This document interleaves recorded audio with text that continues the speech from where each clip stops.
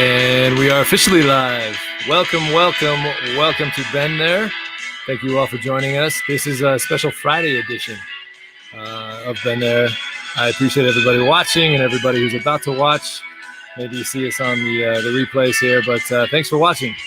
I'm not going to get into the fact that this has just been great. I guess I just did, but that's okay. But special Friday show. I've got a good one again for you guys. We just to kind of quickly give you a recap of the show. We're here to talk about people. Everybody's got a story, especially those of us that grew up overseas. This is about people. It's about TCK specifically, but not entirely, because there will be some guests on here that didn't grow up exactly the way we did as TCKs. Those of you watching right now, TCKs, third culture kids. We were basically spent the majority of our adolescence, or at least a good chunk of our adolescence, overseas. So that said, I want to get right into this one. The guest I have today is someone I've known, I'm going to say 5 years now, Jess. We'll get to that in just a second. But yeah, about 5 years. She is, I'm just trying to load here. Of course, it's not loading, right? Jess, you know what? Let's just skip to you. You want me to tell you about myself? I do, because, here we go. It finally loaded. So Jessica Rose is a TCK who grew up in Singapore and Hong Kong during her formative years. She married a childhood friend she knew in Singapore, and now they live in Hawaii with their 1.5-year-old daughter. Her love for cultures and travel has brought her to over 30 countries. I think that's about where I'm at, by the way, just so you know. We'll talk about that in just a little bit, including China, where she lived and worked in Shanghai to start up a special education program at an international school. Let's just go ahead and give SCIS some pub here, Jess, because that's actually how I know you. Yeah, SCIS, go Dragons, right? Start up the special education program there. Jessica's a school psychologist currently working as a middle school dean at a private school in Honolulu. Beyond travel, she loves being outdoors, staying active, and decorating. She loves art, solid girlfriends, and this is my favorite line that anyone's told me about regarding their background.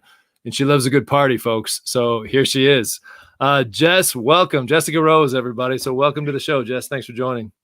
Of course. It's nice to be here. So the way I usually start these, because I'm trying my best, as many people have told me, to talk less and let the actual guest talk more. So I think I'm getting better. Last week kind of helped with Debbie on. Debbie's a talker, and she was awesome. But I want to really get into your story. You and I have known each other about 5 years. We met both working at SCIS in Shanghai, 2015, I guess, right? Mm-hmm. Sounds about right. I started there about in 2014, but you came on 2015. So we had that 1 year overlap. Yeah, it was my first year, your second year, right? Mm-hmm. Yeah. So, but yeah, you and I have we having talked to you even back then, we have a lot in common, and you were one of the first people I thought about having on the show for obvious reasons. So, the way I usually start this, like I said, is I kind of give that intro, the brief intro on you.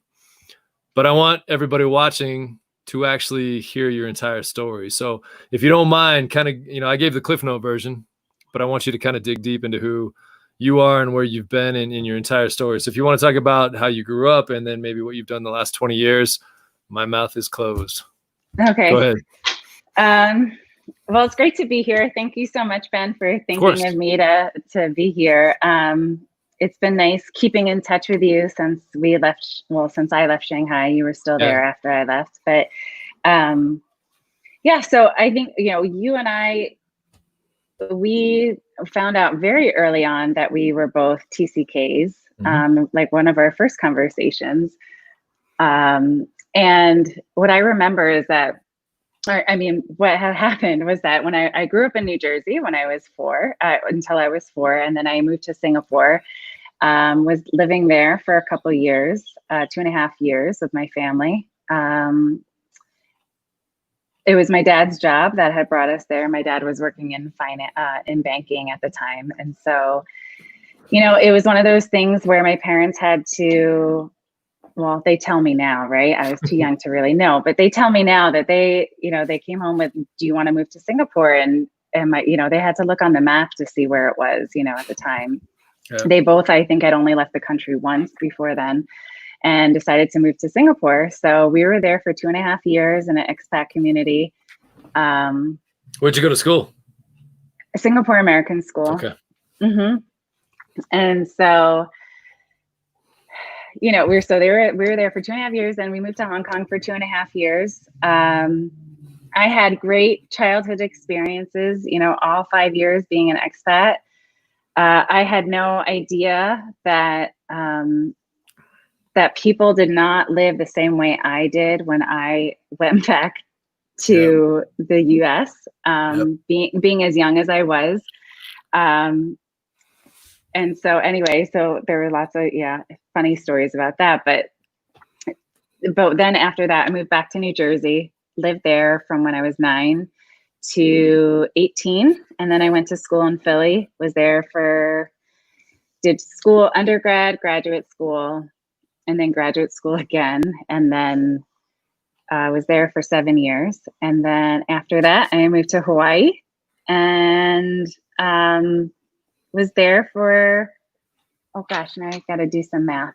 I think about there for 7 years, here for 7 years in Hawaii. And then 7 years seems to be a thing for me right now. I get an itch, I guess. And then moved to Shanghai for 2 years. So I'll backtrack a little bit. So I went to school as an undergrad in psychology, knew I wanted to do something in psych, didn't know what, there's so many different fields, and kind of the whole doctoral thing intimidated me. I just knew I loved psych, period. Where'd you go to school? I went to school at St. Joe's in Philly. Okay. And I had I could talk about, I had an okay college experience. I came from a very diverse elementary school, middle school, and high school in New Jersey. And that was okay with me. Totally fine. I really enjoyed it. And then I went to St. Joe's was pretty not diverse, at least at the time when I was there. And I felt really uncomfortable while I was there. It was difficult. And I started to look for other schools to go to, but then I found kind of my niche there with doing volunteer work and going to other kind of doing international trips and volunteer immersion trips. And they were very focused on culture. And anyway, I loved doing those things. I ended up sticking with St. Joe's for my college experience, and then moving to Hawaii because I had no strings attached. So my best friend was my best friend from middle school, from 7th grade. She was like, after she graduated, she moved to Maui and loved it so much, but she moved to San Diego for a couple of years, ended up moving back to Hawaii, and was like, hey, why don't you come out here with me? And so at the time I was newly single. I was just finishing up my graduate school program, and I was like, yeah, let's do this. So I ended up moving out to Hawaii thinking I was going to be here for 1 year. And now the joke's on me. It's been how'd that work out? Yeah. It's been a total of 11 years or 11 years. Yeah. My mom's not too happy about that, but because they're back in Philly, right? They're back in New Jersey. Oh, Jersey. Okay. Sorry. Yeah. Okay. So you ended up so after that you went to, when did you go to Shanghai? So where were you when you left for Shanghai? What was that about? So tell us about that, because that was your first experience back overseas since college, I'm assuming, or? Well, I had traveled but never lived, okay. Right? So I had done a whole bunch of traveling thanks to my parents. They never stopped. Their second time out of the country was moving to Singapore, and then ever since then, we did a lot of traveling, living overseas, and then ever since then they continue traveling a lot, and continue to travel internationally. And so I was fortunate to jump on their trips a lot and loved every second of it. And then, what did you ask me? I'm sorry, I forgot. No, take a breath. You're good. So, no, in terms of how did I move to Shanghai? How you ended up in Shanghai. Yeah, because that's how I know you. So, tell us about that. So, So I was living, so anyway, I came here. I just got the travel bug. I've always been traveling ever since. And then when I was living here, I met my current husband, which is a story within itself, Ben. Yeah, we're gonna talk about that. I plan on talking about that anyway. So yeah, go ahead. And I met my current husband here. We are both third culture kids, so we both wanted to go live internationally again. And so we decided when we were after the wedding, well, we ended up getting engaged, getting married. We decided after the wedding, let's start to look for international opportunities. And so I put my feelers out there everywhere. He put his feelers out there everywhere. And I got the interview for, Director of Student Support Services at SCIS to start up as a school or to be a school psychologist. Actually, it was originally to be a school psychologist there. Yeah. And then it turned into director position. And I ended up starting up a special education program there. So yeah, you did. I can vouch for that. Yeah, you did. So yeah, go ahead. Yeah, thank you. So yeah, that was an opportunity I couldn't really turn down. I don't think I really knew what I was getting myself into. Taking that position and moving to Shanghai. I remember that there was this time where Dan Jubert, who was the head of school on my campus, he had told me to come out to Shanghai to do like a look-see beforehand. And so that was like in March, and I was planning on moving there in July. And it was just myself. I just went there on my own. And there was a time where I was like, oh my God, what the hell did I just do? Like I signed up to move here. I thought, because I grew up internationally, like, I knew what this was about. But it was so foreign to me that I was like, Did you ever have a moment like that where when you arrived in Shanghai and you were like, what did I just do? Yes. First off, and let me just tell everybody before we started going live here, Jess might be the first one who actually asked me more questions than I asked her. So we'll see what happens there. But no, it's funny you said it. First off, before I answer that, did you not go through one of the, like the international school services or anything like that? How did you end up with your job offer? Or did you? You did. Okay. Cause I ended up, go ahead. I went through ISS. Okay. And I just had my resume out there. I did all online interviews. Okay. And then. So you didn't go to one of the, no. Well, just because I hear they're so awful, right? Like I hear there was some weird stuff. I mean, that's how I got hired, because I did go to San Francisco and I met, for everybody listening, you are the only ones that are going to know these names, but I met Larry. I met both of our buddies, and we're going to talk about him in a little bit, because I hope one day to get him on, Mr. Dan Estruth. But I met them in San Francisco. I was actually in line looking for a teaching job in Shanghai at a different school. The line was crazy long just to even get a look. I heard about SCIS. I went over, laid down my resume. I didn't really match with anything. But Dan took my number. Dan and I talked for a little while. Long story short, I was in Shanghai 3 months later. So, I mean, that's kind of how it worked. How'd you get an admissions job? Because I talked to Larry. Larry called me, because I went upstairs. I was kind of bummed because I gave Dan my resume, but I didn't realize who Larry was. He was right behind me, or right behind Dan. And I talked to Dan, and he was telling me about the opening. Wait, and let's just tell people, Larry is one of the owners of the school. Yeah. So the Godfather, right? So Larry actually came to my wedding, just so you know that. But no, he was invited. He didn't just show up. But yeah, no, he long story short, but yeah, he was behind, and I didn't know who he was. I mean, you've been around long enough to know, like, you just never know who's behind. And so Dan Estruth and I talked for a long time.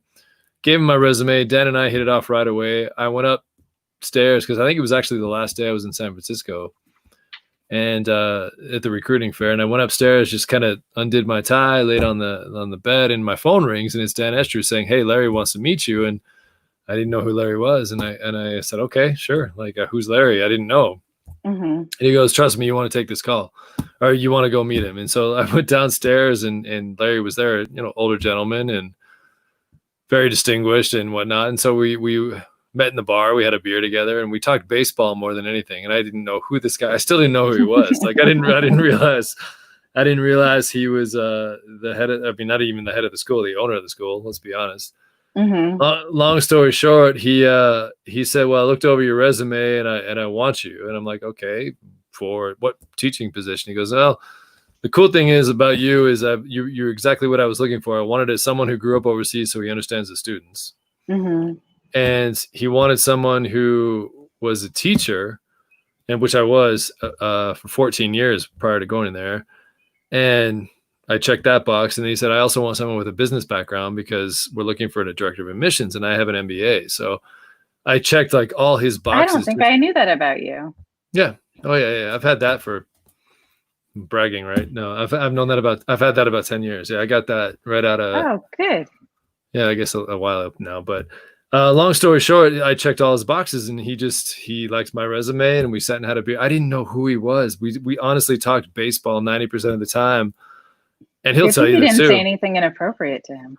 Yeah, but he just said, you don't. But the funny thing is, at the end of the conversation, because we had a beer or two, and we just chatted, and I was, and he just said, "You don't know who I am, do you?" I'm like, I've assumed you were either a headmaster or like I didn't know. Let's be honest. I was never formally introduced to him.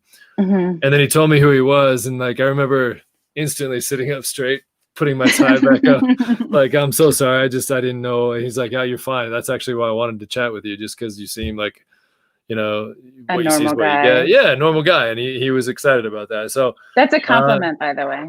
I appreciate that. No, it was good. So it was good. And then he gave me 24 hours to decide. And it was just a time in my life, just like you just said. That's what's kind of cool about how we all end up in our certain worlds is I wasn't going there looking for an administration job, which technically you were, technically I was. I went there looking for a teaching job. No, I wasn't either. I was looking for a school psych job. Yeah. And it was a school psych job, but then it turned into a director position. Totally. Yeah. I was like, all right, let's do this. Yeah. I went for a weekend. I went to San Francisco at this recruiting fair, and thinking I was going to walk out with any kind of teaching job. To anywhere. I actually got offered a spot as an athletic director in Pakistan, which at the time, how are you feeling about that now? I think I made the right choice. Nothing against Pakistan, but like it was great money, which is always hard to turn down, but it was just not the right time. We're talking, what is it now? I guess 5 years ago, 6 years ago. It just wasn't it was a safety thing. And then I got approached the next day with Shanghai. So, but long story short, yeah, I didn't go there seeking out an administrative or admissions gig. But Larry asked me, and he liked the fact that I checked all those boxes. And next thing I knew, a couple months later, I was on an airplane headed to Shanghai for the first time. And because I'd been back stateside 20 years. And had you ever been back to Asia since? Oh, yeah. No, when I graduated, because am I proud? Well, first off, I have to pick on you for a second, because I technically shouldn't be interviewing you because you're a Singapore American school person, alumni. And I went to no. That's alumni. We're getting to that. That's my point, because you were coming back around. I was going to bring you back in. The fact that you went to SAS, Singapore American School, that was my number one rival in high school when I was at Taipei American School. You say SAS at TAS, and that's a dirty word. I mean, we don't even. Yeah, those were all the. Well, let's just leave it at that. But yeah, they were our main rival overseas. But you redeemed yourself. Oh, and the fact that my parents actually moved to Singapore after I graduated, was in college, whatnot. So they spent 13 years in Singapore. So I would go back at Christmas time, and so like you, I would travel. I never lived a day in my life in Singapore. I would go and visit my parents at Christmas time, and left it at that. It was cool. It was great to go to Singapore. I love it there, but it's not home by any means to me. Right. It was always the rival. So I always walked the streets kind of looking over my shoulder, making sure nobody, just 20-year-old ego, right? You think that everybody knows who you are, and they could care less.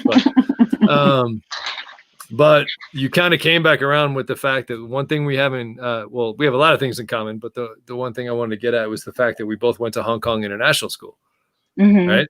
What years were you there? I'm old. I'm getting older every day. But what years were you there? I was there from 88 to 1990. So I think what we had talked about was that we just missed each other Yeah, we by did. Couple like a years. year. Yeah, a year or two. We moved. We went because we did go to HK. My brother and I, well, my family, entire family, moved to Hong Kong in '83, and we were there till '86. And so we did just miss you. Yeah, but that's where I'm bringing you back around. You're back in my grace, because you're HK. You're a dragon. When I was there, they were technically the Crusaders. I don't even know if that was a thing when you were there, but yeah, they changed the names of Dragon. They're a little mascot, but yeah, I love Hong Kong. And you know what I really appreciate about HKIS, and maybe thanks to your dad, I used to love I know what you're gonna say. Go ahead. I used to love getting. Well, so my parents didn't let me get fast food all the time, but they would allow me to get the apple pie once a week on Fridays at lunchtime. Yeah. And you could get as much at McDonald's as you wanted during lunchtime. That's amazing. They probably don't have that anymore. No, right? No. Were you at the Repulse Bay campus? Okay, we were. I walked to school. We were down at Burnside Estate. If you came around, Tai Tam, is that the Repulse Bay one? No. So you were out. Okay, so you were at the quote unquote new campus. No. I was at the old one. I went to the new one. I'm getting it mixed up. I went to the new one when I had visited when I was living in Shanghai. Yeah, Repulse Bay is now where the elementary school is, and I guess Tai Tam, which I know a little bit. I didn't, excuse me, I didn't go to Tai Tam, but we would play basketball tournaments there, so I know Tai Tam a little bit. But Repulse Bay, if you remember coming around that big old turn, you saw. I don't know if you and I probably talked about this through many adult beverages in Shanghai, right? But if you come around that turn, you probably saw like 20 different white townhouses right off the beach of Repulse Bay. That's where we lived. We were in Repulse Bay, Burnside Estate, house B5 was our actual address. Crazy to think that I remember that after almost 40 years, but yeah. Yeah, and I was in these apartment buildings called Grand Gardens in Repulse Bay also. And I still remember how to say my Cantonese address. I was young. I was third grade through fifth grade in Hong Kong, and I wish I would have learned more. For whatever reason, I know how to say one of the hotels in Hong Kong, and it's stuck in my head. Hengat Lilao. I don't even know what that means, but it's in my head. So it's just whatever. But yeah, you came back around with the HKIS thing. So that said, the one thing I always kind of ask the guests. So you've lived, if I'm hearing you right, you're a Jersey girl at heart, which is cool. My brother, who's going to be on this Sunday. Hence the big hair. Hey, we won't even. Oh, by the way, we talked about this. This is my hatless episode. So congratulations. It's all you. So, but you're a Jersey girl who went to Philly for college, ended up in Hawaii. Then you ended up, you grew up I was going to say, let's kind of backtrack. You were Singapore, Hong Kong. Then you were Hong Kong. Then you came back to the States.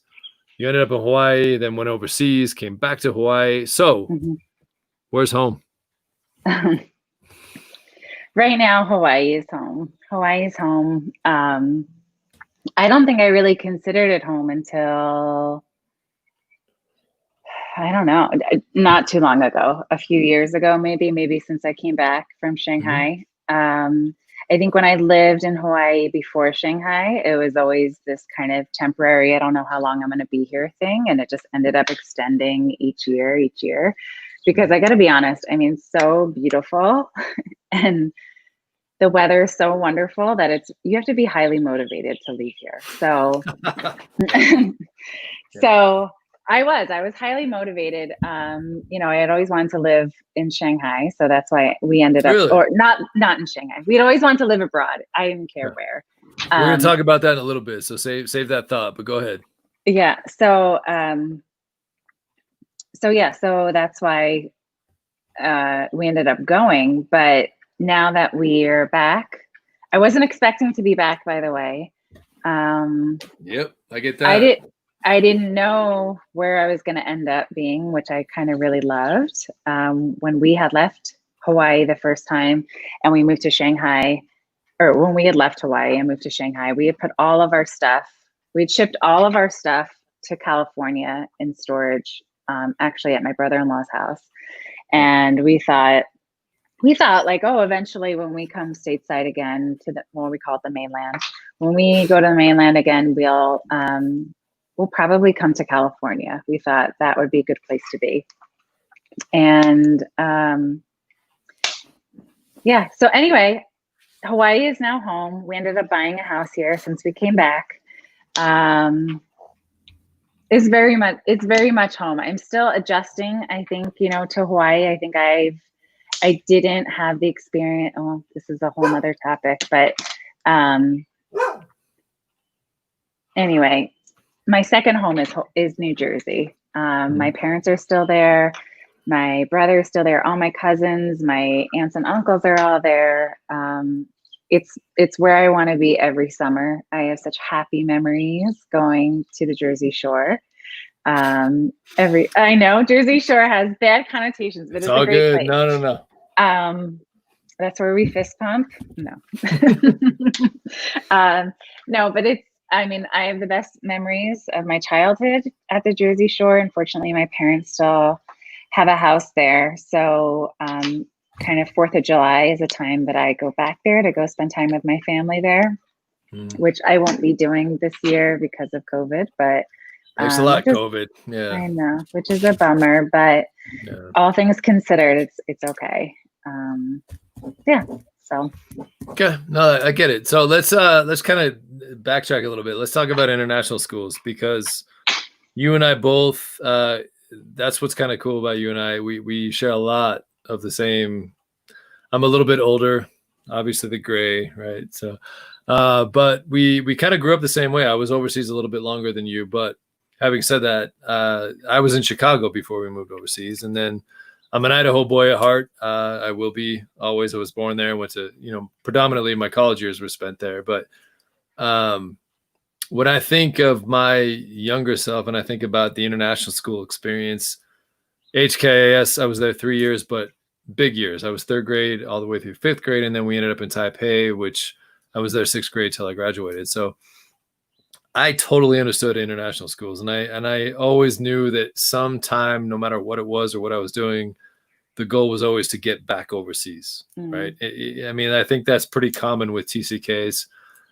But you're kind of a rare breed, and so am I, in a sense that we got to see it twofold. We got to see it as kids, the international school experience, and we also were fortunate enough and lucky enough to go overseas and work as adults in an international school. So my question to you, if you don't mind me asking, is, first off, if you can share some experiences that you can reflect back on as a kid and as an adult, the whole concept of international schools. Why, do you remember it well? Is it a good memory? Is it a bad memory? As a kid and as an adult, if you don't mind talking about international schools, and was that always the goal for you to get back overseas?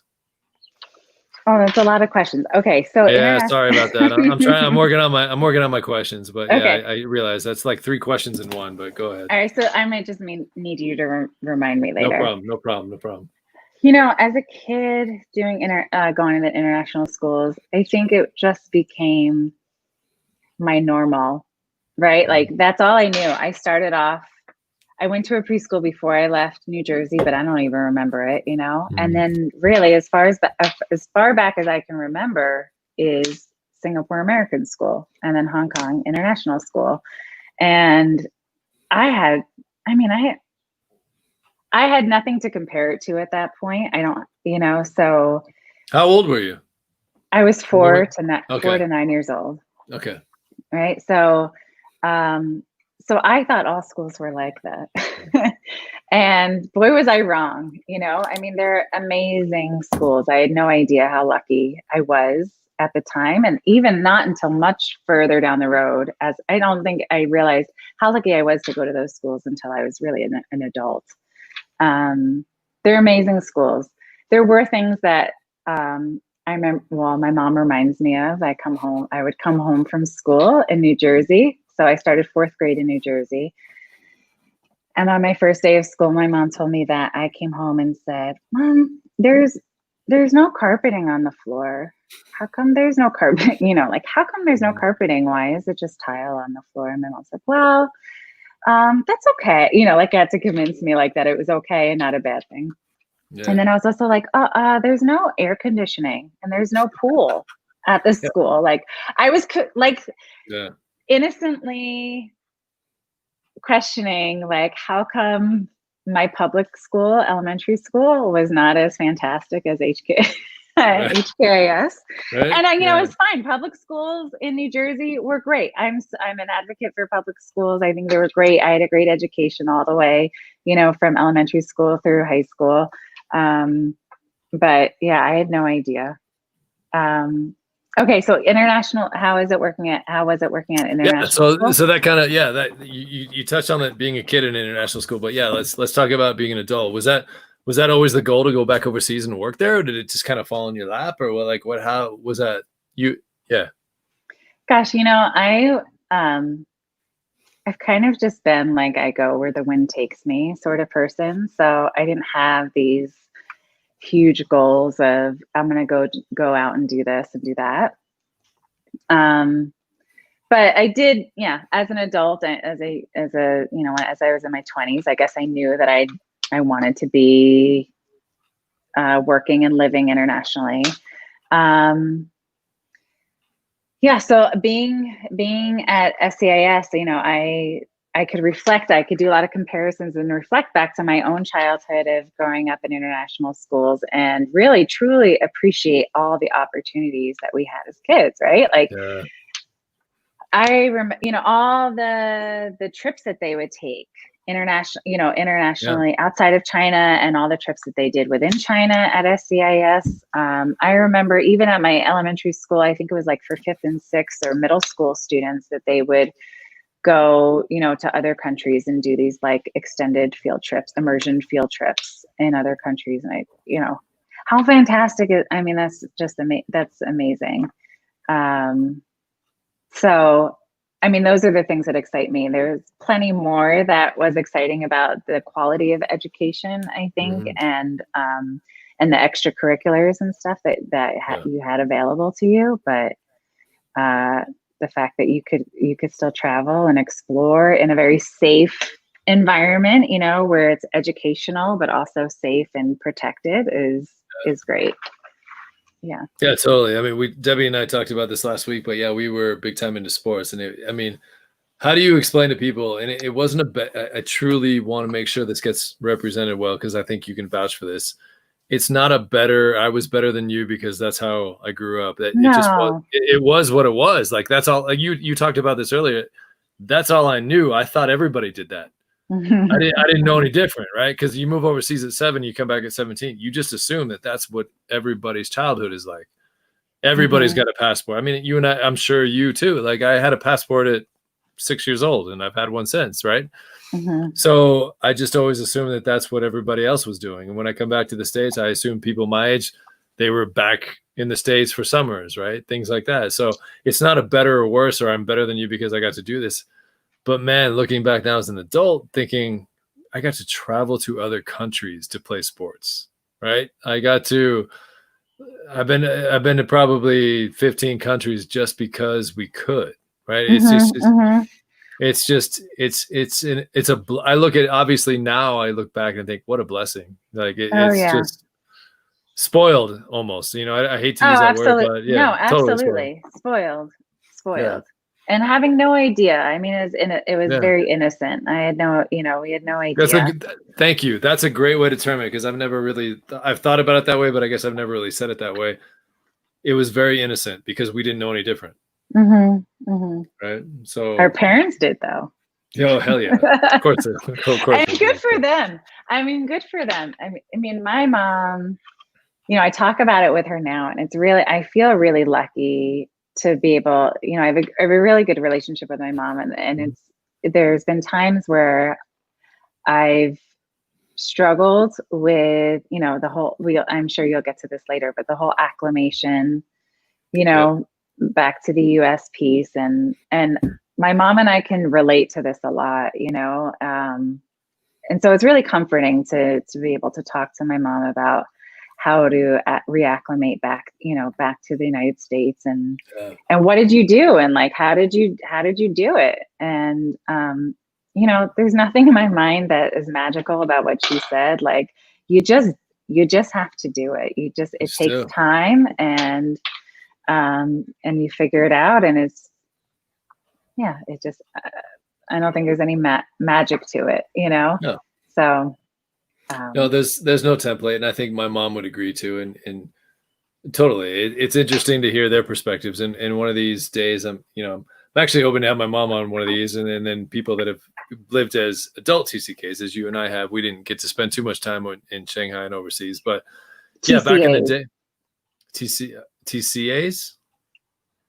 Yeah, they're cultural adults. No, I've heard a TCKs, adult third culture kids, but I guess that's what we are now. But yeah, I mean, either way, there's definitely a group of them and the people that are still overseas right now, and we'll talk about them in just a little bit. But yeah, their perspective. Man, this is like looking in a mirror almost, because even though you're a couple years younger than me, we had the same thing, because until I was leaving Shanghai, I never thought about my parents' experience. I never thought about what they were going through. I never thought about the stigmas put on them, right? So, and it wasn't a selfish thing. You're a kid growing up, and you just, that's what it was. But yeah, they went through struggles, and as adults, we all go through struggles. But yeah, that's a whole nother podcast. Well, maybe we'll get your mom on here next time, and have you and her sit there. She would love it. Let's do it. We could get 6 people on here at once, so it's all good. So maybe we'll propose that later on. So, but having said that, I mean, the cool thing is, in my opinion, the positives definitely outweigh the negatives. I don't want to put words in your mouth, but if you don't mind, tell the people watching, the people that are going to be watching, what are the positives and negatives about growing up as a TCK? I agree with you. I think the positives definitely outweigh the negatives. I think one of the positives is that we're able to travel so much. I was able to be with classmates who were from all over the world. I mean, literally all over the world, right? And so there were lots of kids who were all different shades, all different nationalities, all different races, religions. So I really felt, I don't know, this kind of sounds like maybe naive or just very purist, or I don't know, but I really don't think I saw color growing up that way. Anyway, I'm grateful for that. I think that's not something you can really teach someone. It's just kind of something that, that you're raised with. We were the minorities. Yeah. Right. Yeah, totally. So yeah, I get it. Yeah. Yeah. And, moving to Hawaii, I think, I haven't checked lately, but last I had checked, which was years ago, or last I had heard of it, was that it was about 50% white and then 50% minority. And that's all sorts of Hawaiian cultures, Island Pacific, Japanese, all sorts of mixed Asian nationalities. And so when I remember going to like one of my first meetings at work here, when I just first moved here in 2007. And I was like probably a half hour into the middle of one of the meeting that I was at one of my schools. And I noticed, all of a sudden I was like, something's different. Like what it is, like, I couldn't figure it out. And it took me like a couple moments to realize, like, oh, I'm the only white person in this meeting. Like, oh, okay, that's pretty cool. Like that's totally fine. Yeah. And it's been like that, pretty often. It's not something I even notice anymore. Like it's not an issue. So it's still that way. Oh yeah. Okay. Absolutely. And it's not a thing, Yeah. What are some of the other benefits? Absolutely, all the travel. I mean, I think that's one of the things I loved. I loved experiencing all the different cultures, trying new things, all the different foods, all the different I'm having like these flashbacks of experiences of, Good. just That's like all. random. Yeah, that's the point of this. So good. Yeah. Yeah. So, um, yeah, just experiencing all those cultures and foods and traveling and it just was ingrained in me that this is the way I enjoyed living. And I kind of wanted to always have that again. Um, yeah, I was kind of always craving that again. I was gonna say I don't think it ever goes away, right? It's kind of Mm, instilled into who you are. You know, you well, can and you it's go ahead.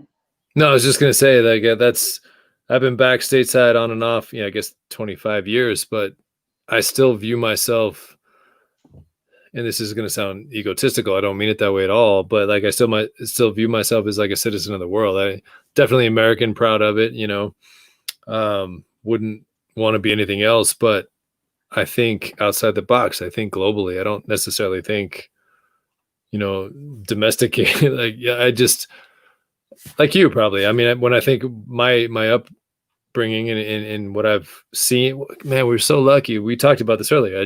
I sit here and think of like when I was 10 years old, I was in Macau. I was 10 years old in Thailand. Like I got to see things as a 10-year-old, not even realizing how fortunate I was. And It's that was your such normalcy.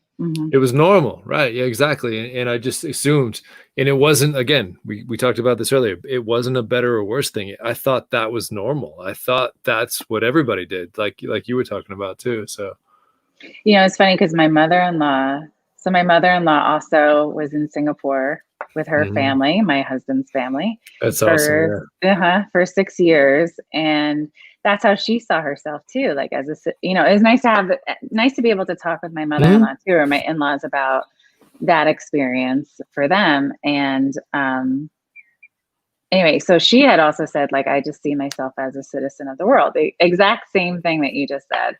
And she would also say some of the things that surprised her is that everybody, like she had an Australian neighbor. We had Mhm. Australian neighbors, for example, and they would all know what's going on in America.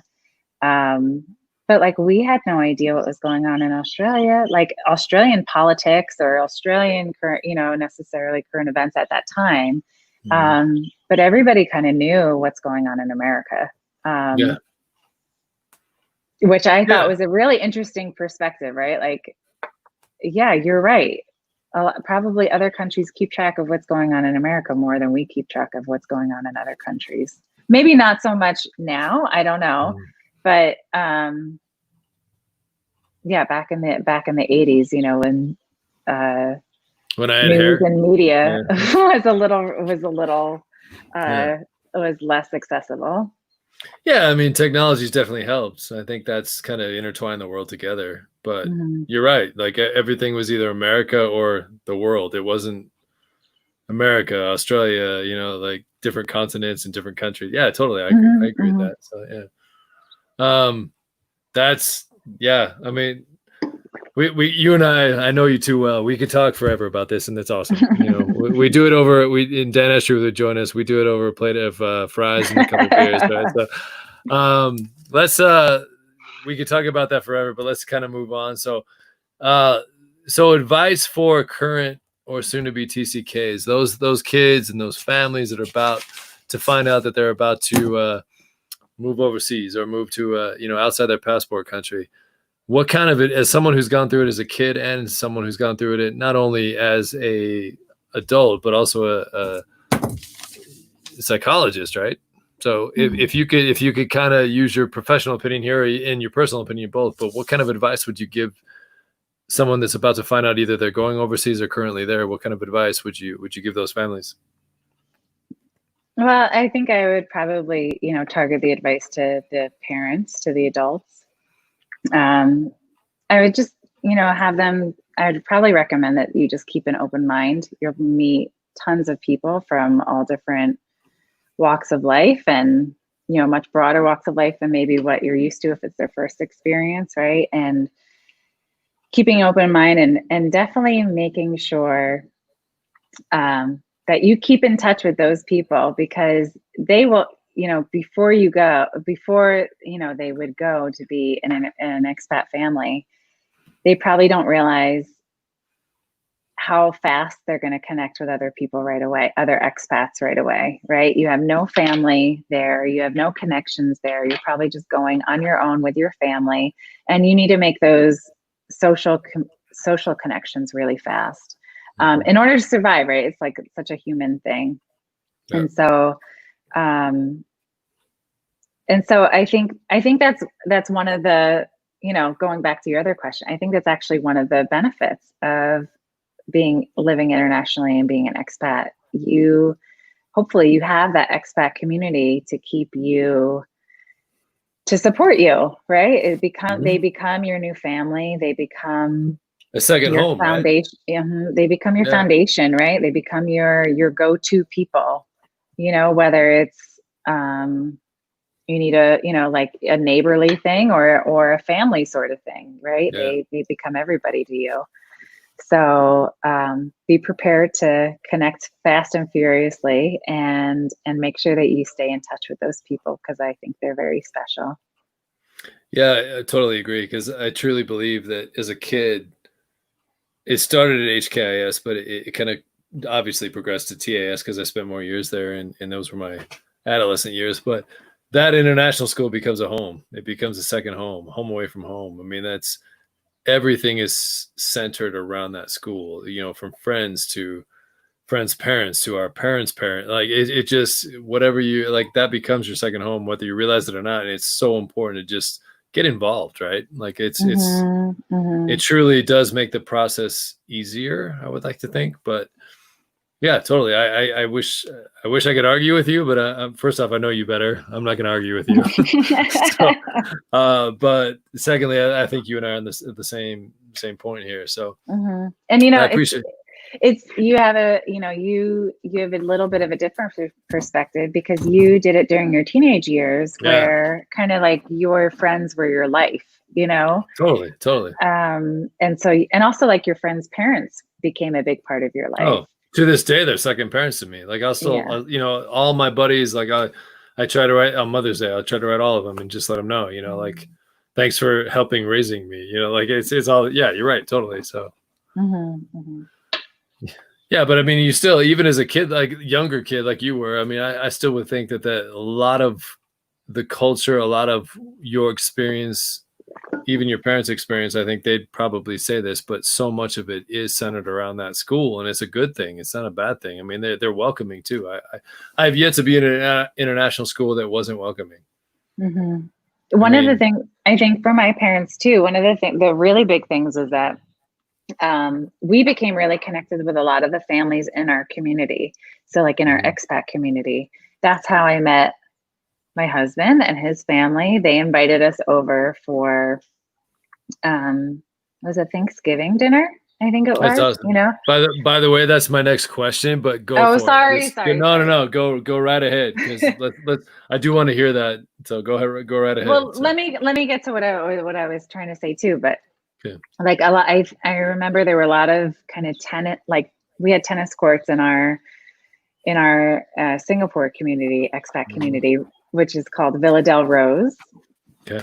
Were you guys members of the American Club there? Yeah. I've been there. The Dutch, was it the Dutch Club? I think it was the Dutch Club in Singapore. Okay. We were members of the Dutch Club. I think Adam was member. This feels so like snooty. How does it? No. But how does a Jersey girl end up a member of the Dutch Club? I don't know. Okay. You'll have to ask my parents. I had no say. All right. Well, next podcast. You'll have to ask my mom. Perfect. No, but my parents. The reason I asked that is because my parents were actually. I never lived a day in my life in Singapore. I've been there, stayed with my parents over Christmas break, but I'm not from Singapore. My brother would say the same thing. But we did appreciate and love the American Club in Singapore. My parents did. That's where all their friends would hang out. There was a great bar there. So I totally get it. Like it's and people listening in probably do think what you just said. It's the snobby. But that's not what it was. It was just a way that expats were able to unite, or at least connect. Connect. Yeah. It's just like a connection place, and to meet one another, Yeah. I mean, I don't remember that. I kind of wish I remember asking about that in Shanghai. Like, Yeah. So did is I there, before I went over. Yeah. Go ahead. yeah, yeah. And I think it was like not for our class.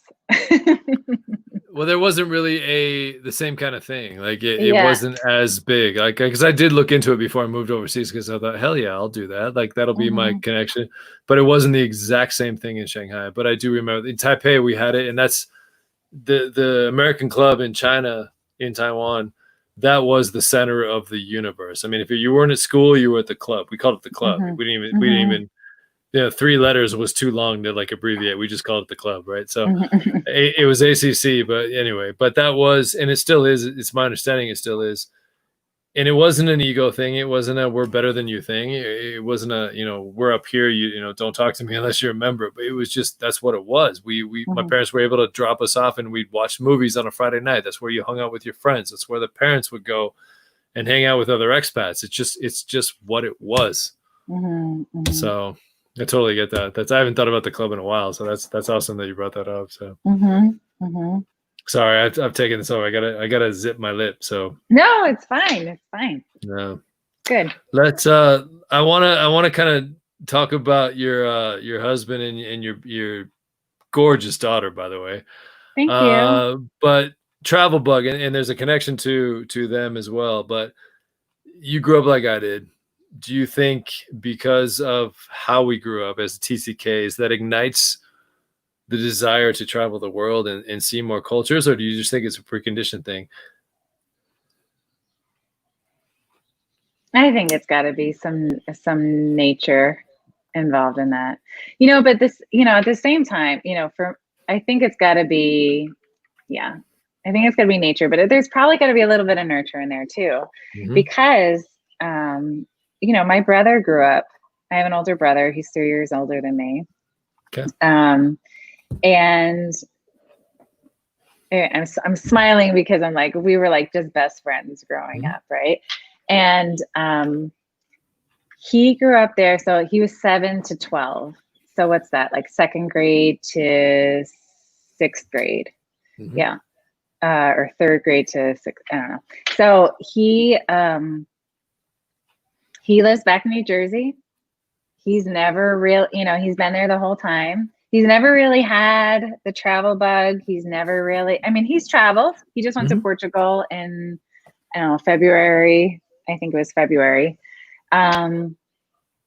He's gone to Spain. He's traveled internationally a little bit, but it's not the same. He doesn't have the same feeling that I think I have in terms of, I need to get out of here. I need to go see. I need to go, like I get this itch. Yeah. It's like a strong itch that I just feel like it needs to be scratched. And he's been very goal driven. We're very different in that way. And Yeah. he is wonderful and does really well for himself, and very bright, very funny. But we're just very different that way. Like we grew up the same way, but yet he doesn't have the same kind of passions in terms of travel and living internationally that I do, which is fine. It's just we're different, right? Yeah. I mean, and I don't mean What to about cut you your off. brother? I think, well, my he's an artist in New Jersey now, by the way. He's a New Jersey boy. He lives in Hoboken with his fiance. I think if he had the opportunity, and the funny thing is, I'm glad you brought him up, and I'm sure he's watching, or at least we'll rewatch this because he's on in 48 hours from now. My brother will be on, and that's going to be kind of fun. So Mm-hmm. I think it is definitely a part of him being someone who grew up overseas. We're going to talk about this Sunday, but he hasn't had the opportunity because of his profession, because of who he is. He was, I don't even know the right terminology, but like he's been his profession as an artist. He has built his whole livelihood around the New York, New Jersey area. Now, Mm-hmm. if you handed him a ticket and said, "Here's a ticket to anywhere," he'd probably push me out of the way, grab that ticket, and hop on a plane. So Mm-hmm. he definitely still has that travel bug. He definitely still has that maybe opportunity to go overseas and whatnot. But it's just because of his profession. He's an artist. He hasn't been able to. That's one of the things I'll make sure I ask him this on Sunday, right? So I Okay. just think, it's one of those situations where I don't think like your brother, and I'm glad you brought that up, because I have a lot of friends that are stateside who had about the same time experience as you did. I've known people that have maybe were there overseas as a younger kid, and that's cool. They enjoyed it while they were there, but there's no desire to go back. There's no anything, right? And that's cool. Like my best friend from my Hong Kong days, Andrew Quist, um, great guy, like great guy. I got to see him about a year ago, right after he got married. But we have two totally different perspectives. He came back to the States, I think, in middle school, and so he was here in middle school and then ended up graduating in college. And so he did all those adolescent years in the States where I was overseas. So not anything against him, but our perspectives are a little bit different. Like it's, I see it as like, oh, hell yeah, just tell me when and where, and I'm on a plane. Let's go. Right. So, and he's a little bit different. He's just like, you know what? It was awesome. I loved it, but this is who I am now, and I'm stateside. It's all good. Yeah. Sounds a lot more like your brother. So yeah. And I would love to have the conversation with my brother now. I don't think we've had too many conversations about it. But it's funny because even my husband, he moved there when he was 2. He lived there from 2 to 8 years old. So he was living in Singapore that whole time. And while he loves to travel, and he loves to, he was happy to do the international thing with me. I don't feel he doesn't get the same itch that I get. And so I get that itch. I get that itch. And I get the itch to go internationally. Like, so we were talking about like where do you want to go? Where do you want to go for our next trip? And, he was like, well, why don't we, I'm like, I really want to go here and do this. And he was like, well, we could go on a beach, in the US, or we could do that here. We could just go inter-island hopping. I'm like, no, that's not the same feeling. It's not like it's not the same thing. Like I really, so, it's almost like it doesn't make sense. It doesn't make sense to me because I'm comparing myself to my husband and my brother. Right. But at the same time, I think it's got to be a combination of nurture and nature for me. Yeah. To me, when I was saying that, I was like, it almost doesn't make sense unless you don't understand the language, right? So I totally get that. So no, but you kind of already answered my question, because since you and I have known each other, I mean, I knew you in Shanghai. You were married, but you didn't have a daughter. You came back to the States after that year of us knowing each other, but the travel bug, and you've already hit on this, but I'm kind of curious, and this is kind of a deep question, but has any of that changed because you now have a daughter? Like, do you see the world differently? Or, I mean, do you still have that itch as a travel bug to include your, not include, obviously they go, but like, well, no, not obviously. That's not obvious.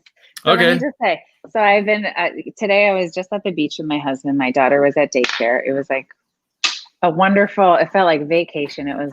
I love my daughter to death. She's the light of my life. But anyway, so we had this time, it was just conversation with my husband and I. And so we were just talking. I was reading an Airbnb magazine. We get an Airbnb magazine, which if you don't get it, I would totally recommend it. A little plug for them, I guess. But there you go. Yeah.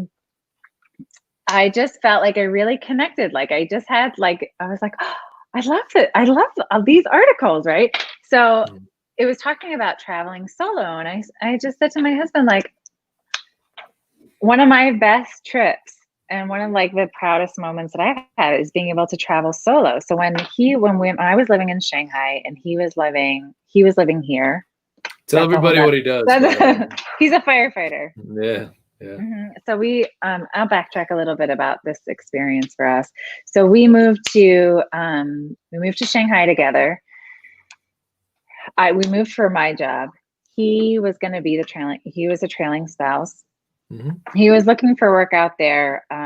SEAS had said that they were going to get something together for marketing for him. He was a firefighter when he left Hawaii. He was going to get it back into marketing because he had done marketing beforehand. he just didn't feel like he could wait.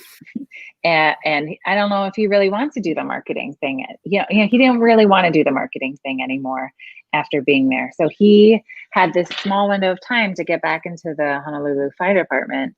So he ended up going back. And so it was a really difficult decision for both of us. Mm-hmm. Lots of tears on my part.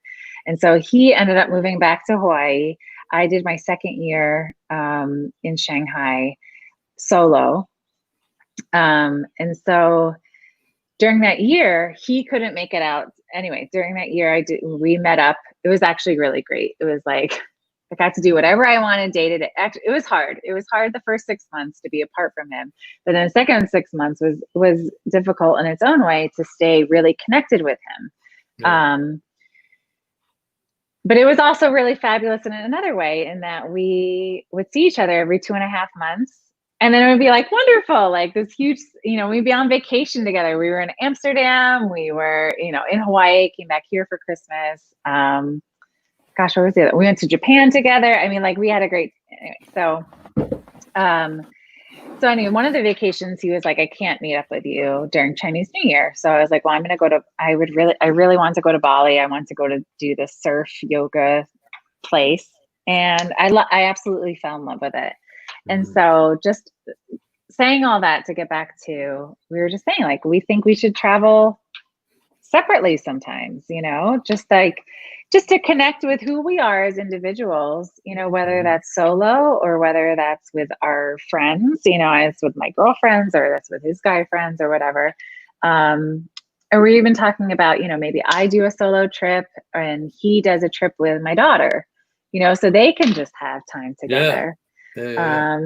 He really loves snowboarding and I don't. Utah, whenever you guys want to come out, Utah, like the mountains are 30 minutes away. Let's go. Yeah, anyway. Thank you. Yeah, of course. And so I was like, that's, I would really love the lodge, and having some hot toddies, but getting on a board is like, no, thank you.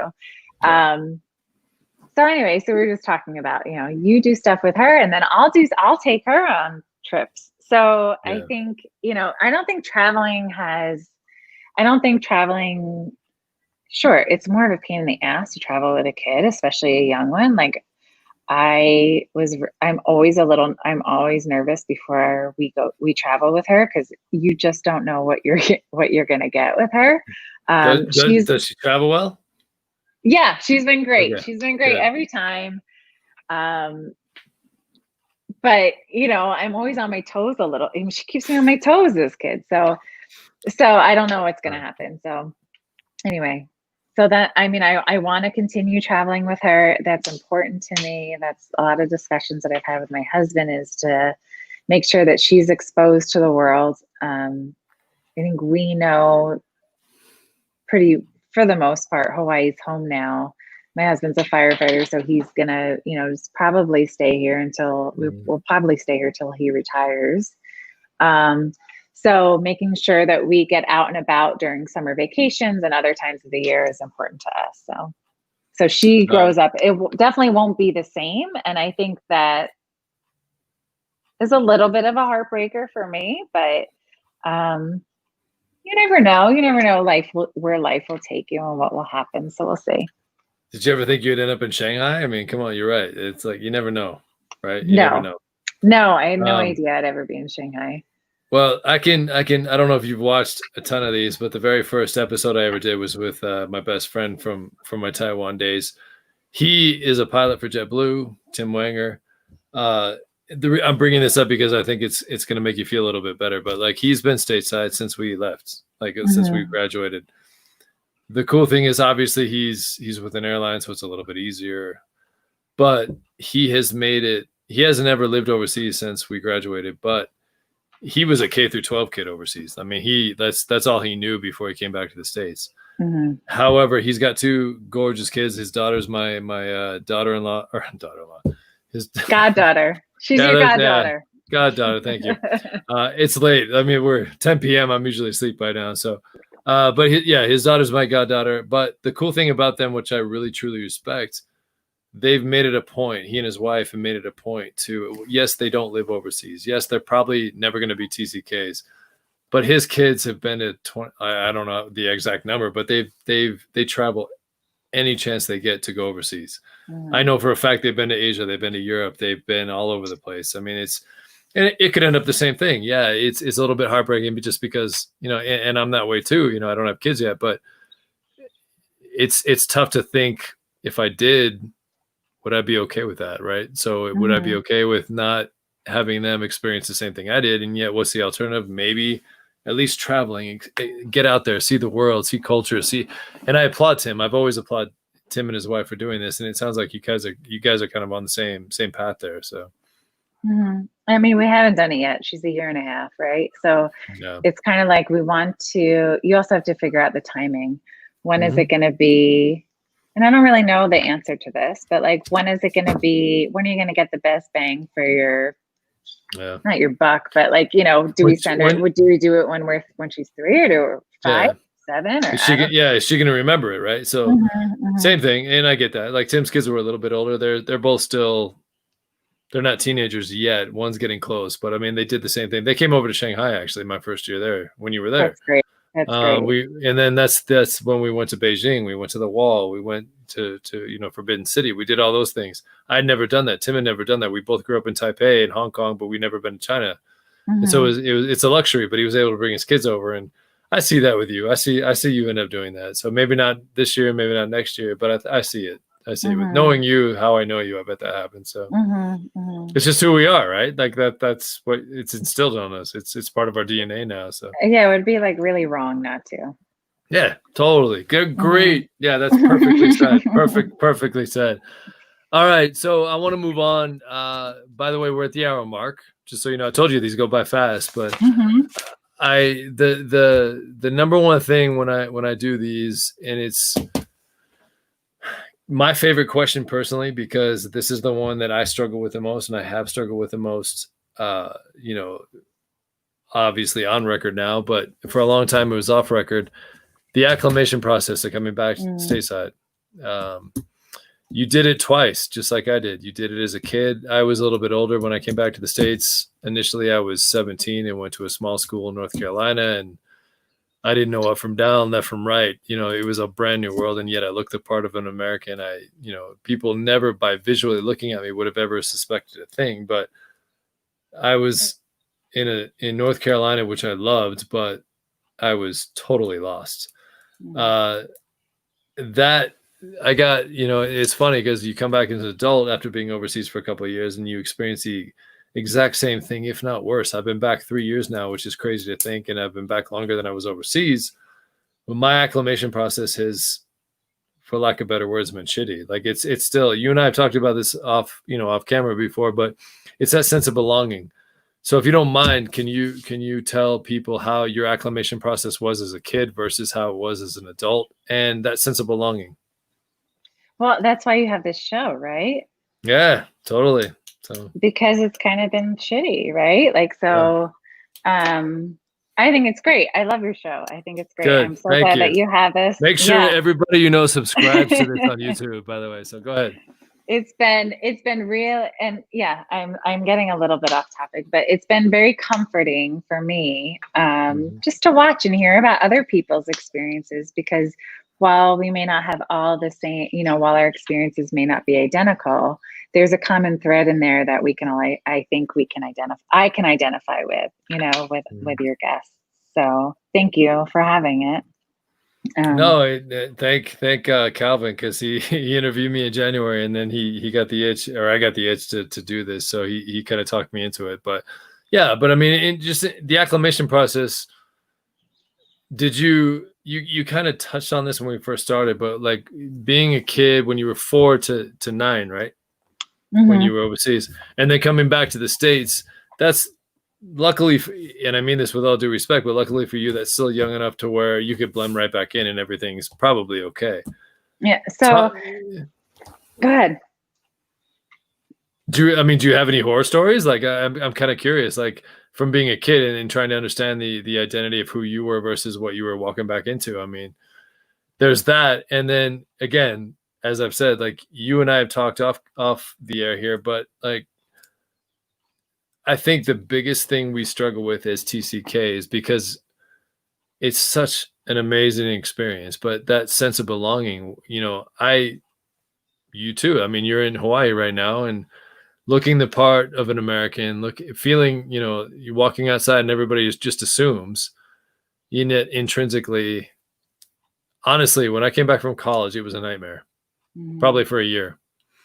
Mainly, and the worst part is it wasn't because I couldn't completely understand. I got it and I fit in and people were nice to me, but they didn't see that intrinsic of like, they didn't get me. Like they just assumed I was one way because they were one way. And it's not right or wrong. I'm not saying that, but like I was miserable. And then the funny part is like coming back from Shanghai, I've been back 3 years and I'm still struggling. Trying to find that sense of belonging. I'm living in Utah. My wife's from Utah. A lot of Utah connections. I was here before I went overseas, but I'm not from here. It doesn't feel homish, even though I have these connections. I don't know if you went through the same thing or like that sense of belonging that you and I have talked about before. Like if you can just kind of talk about your experience of the acclimation process, because this is the number one question I love to ask any TCK. Obviously, most either were a kid or an adult, not both. But you're one of those that were both. So if you can kind of talk about that. What I know about kids, as a school psychologist and from my own personal experience is that kids are resilient, right? So I think they're more resilient than adults are for sure. And that's my experience as having lived internationally as a kid and as an adult. So as a kid, I remember coming home from the first day of fourth grade, maybe the second day of fourth grade, and I was like part of this club called the Diamond Girls that my friend Nancy across the street had created. And like, of course you were, right? So of course you were. Yeah. Diamond Girls. I'm going to give you crap about that. So go ahead. So I was part of the Diamond Girls on my second, like I was already a part of the group, on the second day of school. I also remember there was a Chinese American, a Pakistani American, also in my class, in my small fourth grade class. And I remember like trying to connect with them in a way that they could not connect with me because they looked the part, but they weren't the part, So, it was very naive and I think innocent of me. And I think that's as far as it, I tried and that's as far as it went, in terms of connecting. My brother, on the other hand, he moves back. He started seventh grade in the US, in New Jersey. And I mean, my memories of my brother in Hong Kong were like, he was like, well, obviously he's my bigger brother, so he's like larger than life, right? But he was thriving, in Hong Kong. He was part of this club and kind of leading this and that in school and in our expat community with our neighbors, and they put, they would put this together and then put, and so then he came back to New Jersey and I was doing just fine. And he had a miserable year. I mean, it took a miserable year. Why? I don't know all the, I don't remember it. It's just kind of what my brother and what my mom have told me about it.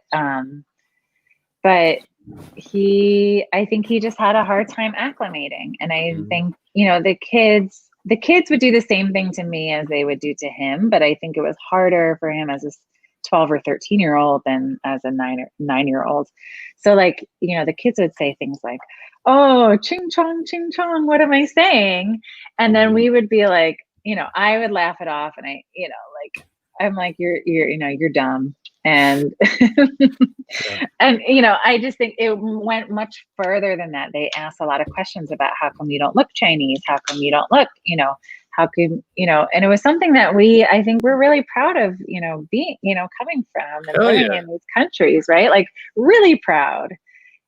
And then kids can just also be cruel sometimes. And I don't think it's always because they're bad kids. It's not because they're cruel kids. It's because they just don't know how to respond to something like that. Right. So he struggled a lot.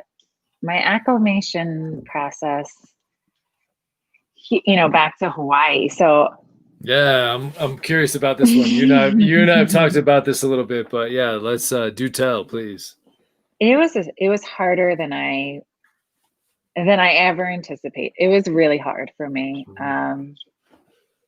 And oh gosh, when I lived here the first 7 years, I think I shared already that it was kind of year by year. I was just kind of living here year by year. I didn't know. So I never really considered it as a home. But I think because I moved back here from Shanghai, I was considering it now like a home, a kind of a more permanent place. I also realized how different Hawaii is. I've always known that Hawaii is different culturally than where I grew up in New Jersey. It just is, right? So that's a whole acclimation process to have to adjust to that culture. But now that this is going to be my home and I have to make strong connections here, that's hard because I'm having to adjust to a culture that is also not mine. Not mine from where I grew up in Singapore and Hong Kong, not mine from where I grew up in New Jersey or on even like East Coast. Yeah,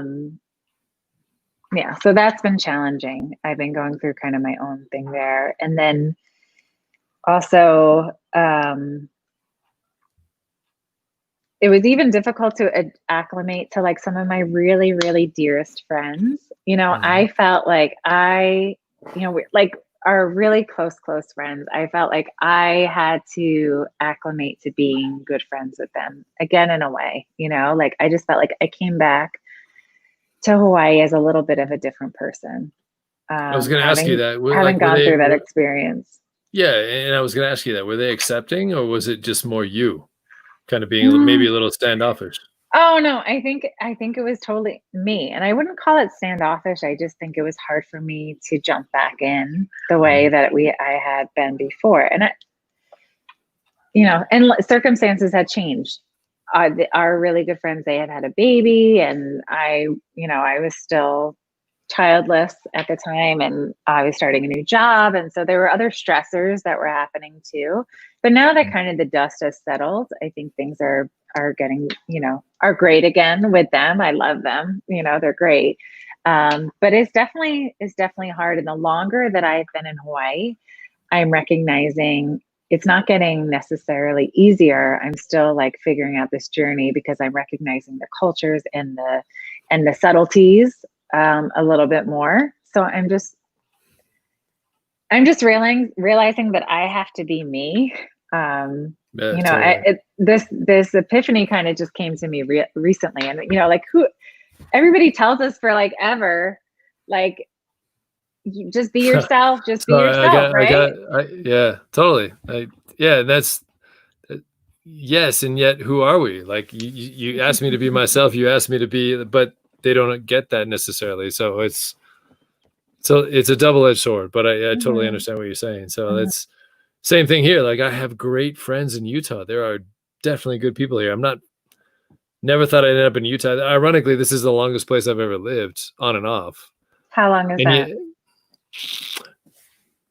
15 years, which is crazy to think, on and off. Like I was here and then I left, and then I was here and then I left, and that story kind of went back and forth. The only reason I mean, Utah, just so everybody watching, I'm not from Utah. My family's not from Utah, but my grandparents moved here, and you'll appreciate this, Jess, but like my grandparents moved here in 1980, and when we moved overseas in 83. So when we would come back to the States for summers, Utah was home. Like we didn't go back to Chicago. We would spend time with grandparents here, and then we'd actually spend half the summer in Pennsylvania, where my dad's side of the family was from. So that's my only connection to Utah. It's not that I'm born and raised, lived here. I never lived here as a kid. I would spend a month here in the summers, and then I'd spend a couple of weeks in Pennsylvania. So I totally get that. I get what you're saying, because it's just such a, you're trying to understand yourself. You're trying to understand the circumstances. You're trying to understand everything. And it takes a while. It's not a And year long. too. Yeah. Yeah. I mean, there are nights I don't sleep. There are nights I sleep perfect, right? Because you're just exhausted. And then there's nights that you wake up thinking like, does anyone know who the hell I am? Like, do I know who the hell I am? Right. So, and yet I still believe, we talked about this way back when, but like the blessings still outweigh the curses. And it's definitely a curse when you wake up at 2:00 in the morning trying to figure yourself out because you can't sleep, right? You want to belong. I played softball here. I played on men's softball teams here. I'm the outsider. It's like always the outsider. And yet they welcome me.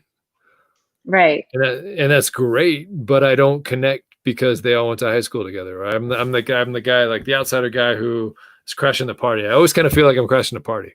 Yeah, it's funny you say that because my husband, he's in the fire department, and well, you know that, right? But yeah, he, you know, a lot of the firefighters here are born and raised in Hawaii. Yep. And so a lot of them know each other from going to high school together, and you know, where you graduated from high school is a big thing here because the island is small, and you know, what year, where'd you graduate? And so there's always that's like the connection. That's how you start the connections there. And so you know, I asked him, like, does that bother you? You know, does that, I don't know. I know that would bother me, right? So, but I'm not my husband.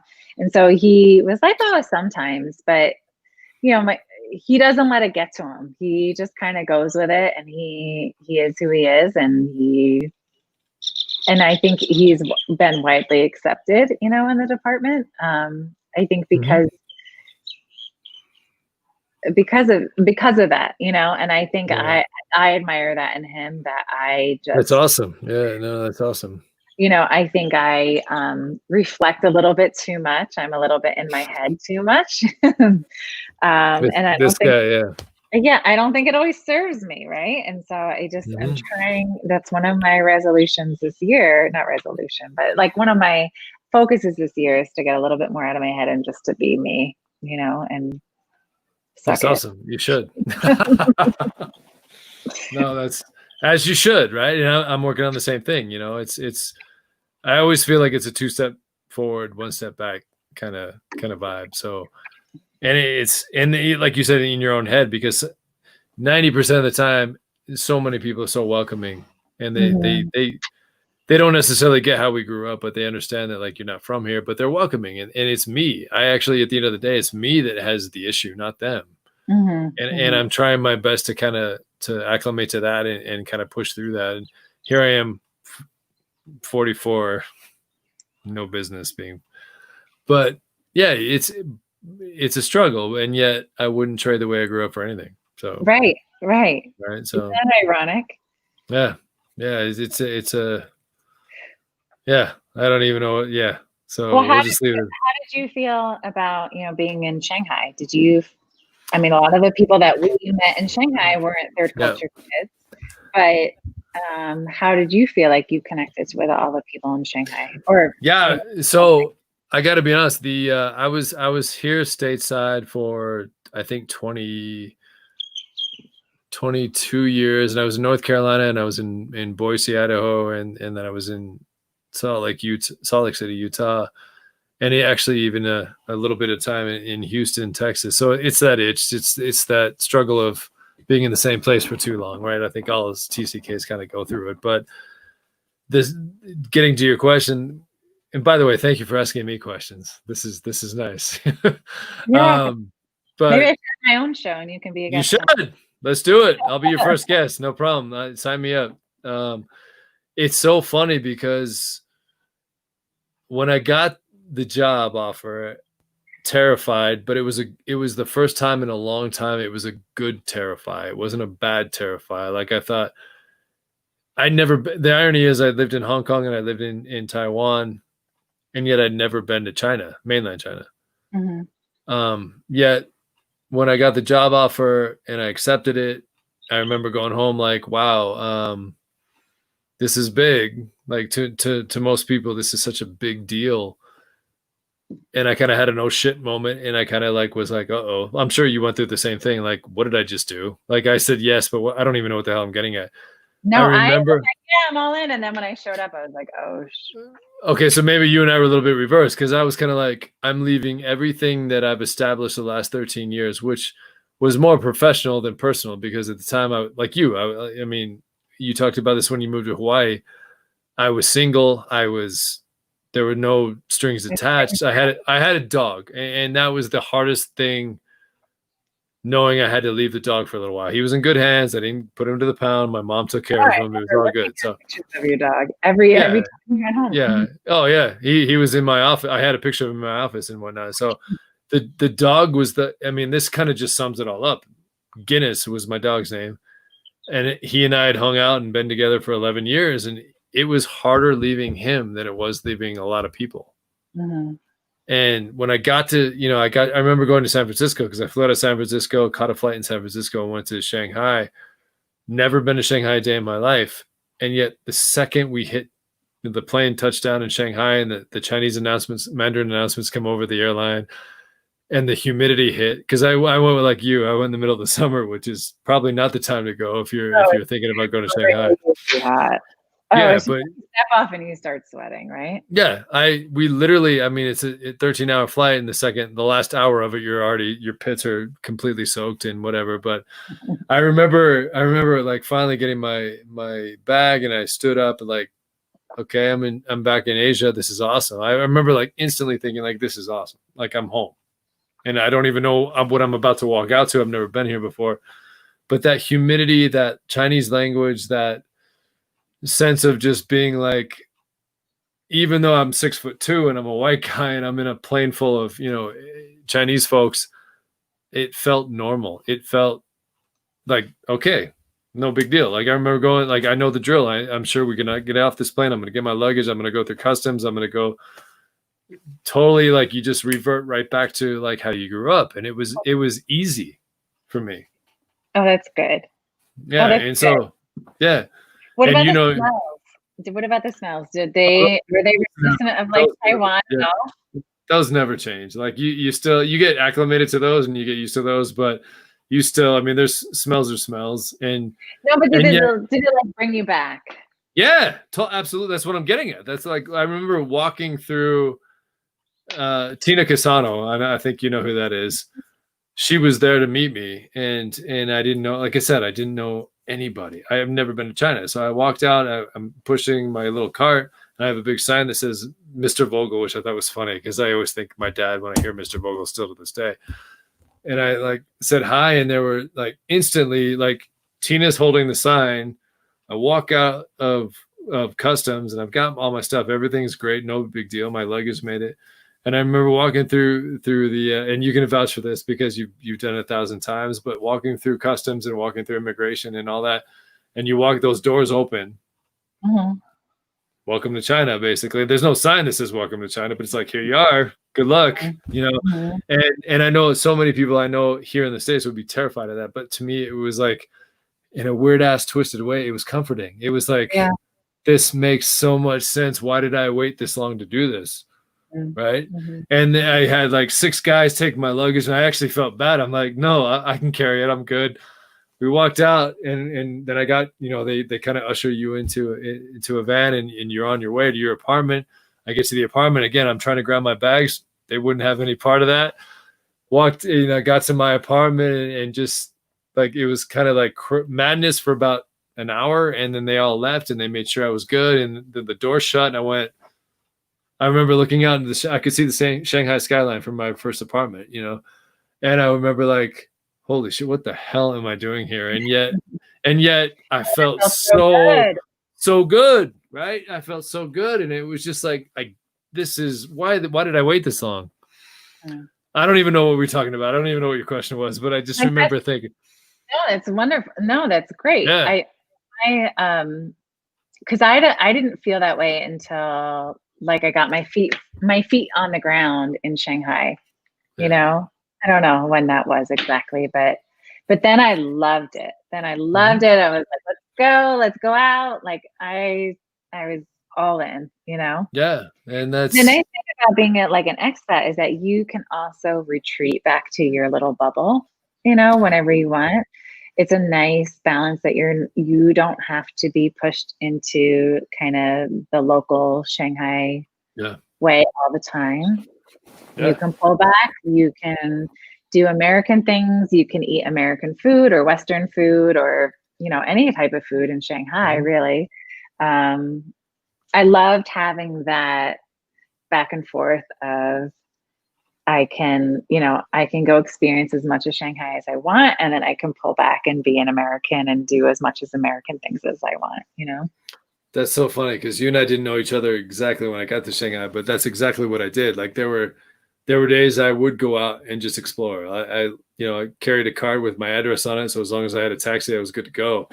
And there were other days I just wanted to be. I didn't want to do anything. I just wanted to be home, like in my apartment. I wanted to go get some, jiaozi or Chinese food and just be. And then there were other days I need to get out of here. And it was just so much was going on those first couple of weeks. And luckily I went there at the same time. Like, well, these guys, they're still there actually, but like, you know, Kevin and Barkley and all the principals that are currently at SEIS, we all hung out together. It was a great time for me to go and get to experience that with them. And we all were brand new. You had they always call it the class, but like you had your class that you went to, yeah, you arrive with, and then you kind of become instant buddies with those people because they're going through the exact same thing you are. Here we go, complete circle. Like you and I talked about this as kids.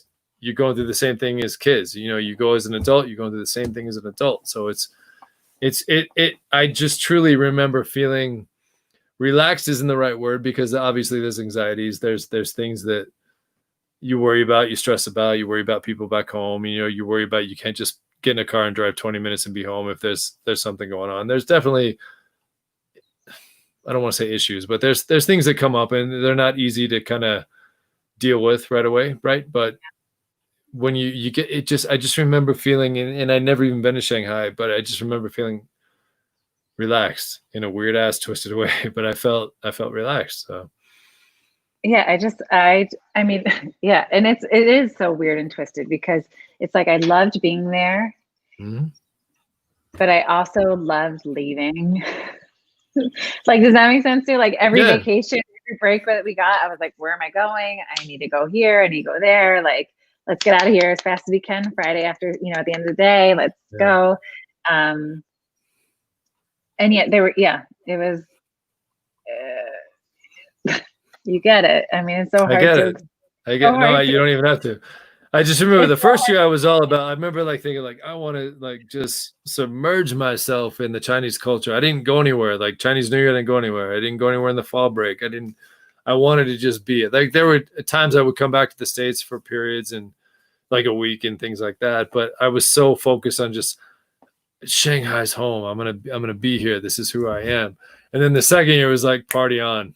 Like it was like, where are my buddies at? Where are we going? Like, where's this? Where are we going? Like Chinese New Year, fall break, name it. I'm there. Just tell me. I didn't know that that's what you did first year. Yeah. The year that I was there. I kind of just kept to myself, and it wasn't anything negative or it was just I wanted to be like back in the moment. And then it was like, okay, I've done that now, and let's go. Let's, as you said, let's party, right? Like let's have a good time. So I didn't say that. You did. That's part of your bio. I hate to break it to you.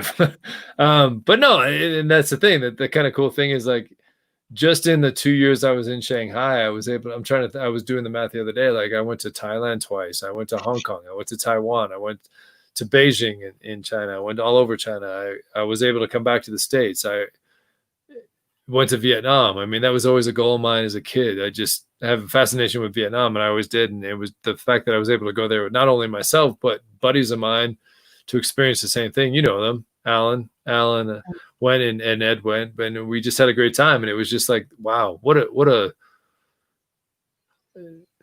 how do you put a price tag on that, right? Like, how do you really sum up the experience of just being able to, period? Like, right? Like, it's I smile. I'm smiling. You're smiling right now. Just thinking back to memories that happened 5 years ago. Like I'm getting excited thinking I'm going somewhere. I'm not, but No, but yeah, you see, like it brings so much joy to even just talk about it and to reflect on it and to remember those times. Like it's like those moments shine so bright, right? That it kind of I don't know, makes up for, but it's not it in a weird way, it's worth it, you know? yeah, I don't know.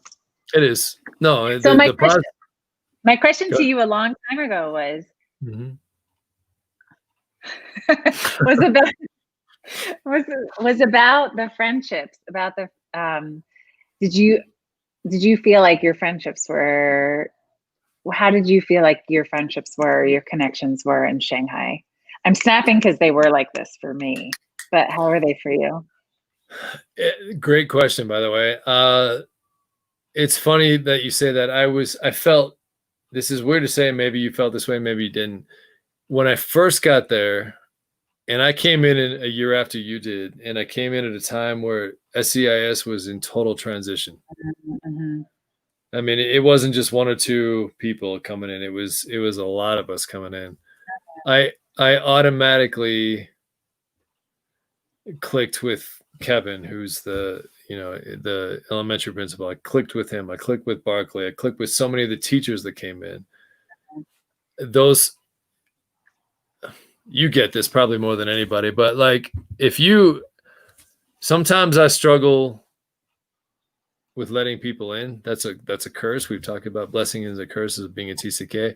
It takes a while. Like if I let you in, you're in. Like you're in not just for the time being, you're in for life. Like I still talk to Kevin. I still talk to Dan Estruth. I still talk to a lot Alan Brewer. Um,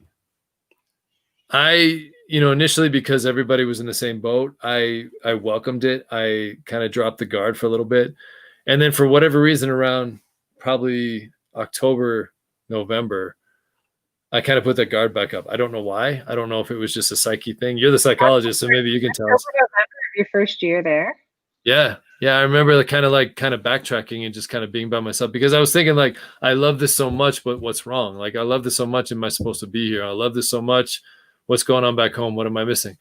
And then this is kind of a weird story, but like my 40th birthday, I turned 40 when I was in Shanghai. And yes, I'm I old. remember Yeah. And teasing you yet, about yeah, as you should. But I remember Dan Estruth, and I remember Kevin Haggith, and I remember all these guys like kept saying like, "Oh, you're turning 40." I had no idea they knew when my birthday was. It didn't. It was what it was, but they purposely like threw a little gathering for me and made it special. And I thought, wow, I could drop my guard and really appreciate these people. And from then on, it was game on. My first couple of months in Shanghai, I was like, I was out real quick, and then I like backtracked and I stayed in my apartment. I didn't really go out. I it. didn't really talk to anybody. But when they made the effort to actually, I felt accepted for the first time in Mhm. a long time, and it was, I was who I was. It was what I was. But I just do remember the fact that they allowed me to drop that guard because I felt the sincerity of it. Mhm. And I know it's something so stupid as a 40th birthday party, but they threw it for me. I didn't tell anybody I was turning 40. They knew. And there were about 20 people there, and it was my first year there. And I didn't know you well yet, so don't feel bad that you weren't at the party. But but it was once that party was over, I just remember thinking like, this is my crew. They get it because Mhm. the majority of those people had either been overseas for many years or had been like you and I were TCKs, or they had, they were inclusive into what the same exact year I was in, and they were there themselves going through the same experiences I was, and they were just welcoming. They're just good people, It's Right. just it was I was able to drop my guard because of who they were and what they allowed me to be personally. So I feel like you're interviewing me now. This is your show. Welcome. Welcome to That's the all right. No, Jessica. there we go. All right, just the Jessica Rose show. That's got a good ring to it, by the way. There you go. But anyway, that was my experience. So to answer your question, it was great right away, and then something in my brain panicked, and I kind of step back for a little bit. But once the people there made me so comfortable, it was almost like this is home. This is what I've been seeking for so many years. It feels right to be here. So Mm-hmm. yeah. Yeah, I So mean, I'm so grateful. I mean, that's one of the things I loved about being in Shanghai is that mhm, I made friends so fast. I mean, it was just like instant connection with people. And whether they were the people that I went out with every weekend or they were the mhm. people that I went out with, you know, or I just saw at work, there was still a connection, Yeah, you know, there was still something there, something that I appreciated. And, you know, you're kind of all like-minded in a way, you know, yeah, you're all totally. like-minded. You're all there for, you're all, you're all there consciously. Nobody dragged you there to be at this Oh, job. Like you had to go out and seek it and go get it and want it. Right. Um, yeah. I'm so grateful that I'm still in contact with all of them, all of my, good. all of my friends there. It's been great. I've even had some of them come visit and That's awesome. stay Yeah. in my rental. Yeah. Do Or you stay, remember or Aaron Babb? yes, She's yes. out of DC. Yeah. She and her husband actually her husband's from Wyoming, and he's actually from the part of Wyoming that's only about 2 hours from me right here. So they about a year ago, she was pregnant with her son. Oh, They flew in through Salt Lake, and it was like the last time I've seen anybody from Shanghai, and I was just like, oh, the best, love it, right? love it. Yeah, we went and had Mexican food, and her husband and I and my wife all had margaritas, but Aaron wasn't allowed to. So, Oh, but it just felt home. As sad as that, or weird as I said, not sad, but like as weird as I say, or probably comes across. As soon as I saw them, it was that instant connection. Like, hell yeah, these are people who get me. They know me. No judgment, no anything. and you Boom. just kind of pick up and you just roll like Oh, you I don't. There's felt no it'd one-off been time. yeah, You just it'd go. been yeah, it'd been at least a year and a half, and it felt like I just talked to them last week. So Mhm. there was no awkwardness, there was no anything, and they're good people anyway, so it's easy to talk to them. But yeah, so I totally get it. So um, I'm You know, gonna I'm gonna go oh, ahead. No. Say your piece. so that was the nice thing. I'm gonna go ahead and volunteer my own story about how Good. I met my husband because this kind of relates because my parents are friends with my husband's parents back in, the 80s, 85, 86, 87, when we all lived in Singapore together. And, they invited us over for, holidays and us, we went over to their house, we went over to their house. They came over to our house. We just were by we had a pool in our expat community. We would go swim at the pool together. Our parents used to play in like these tennis tournaments together in the community, and I mean, we did a lot. We went on vacation together to Rawa.